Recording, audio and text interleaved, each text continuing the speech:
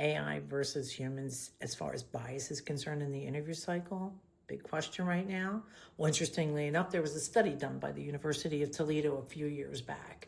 They had what they called naive observers, which were actually juniors in college, watch without sound the interview process. And the interviewers were highly skilled people. Actually, I saw this presented by the chief people officer at Google at the time, Laszlo Bock, great guy to follow. So here's the outcome. Those observers were able to correlate almost completely with the actual highly skilled interviewers.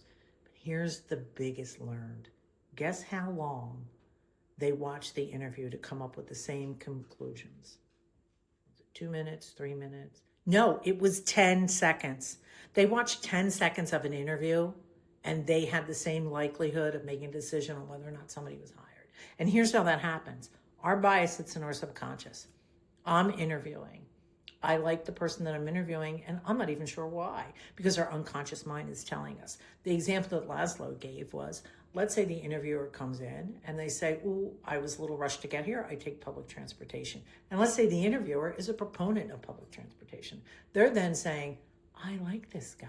Their subconscious is saying, we've got something in common. He even looks a little bit like me. So now in the interview process, I start reading this person in because I have a lot in common and I feel good about them because my subconscious, not my conscious mind.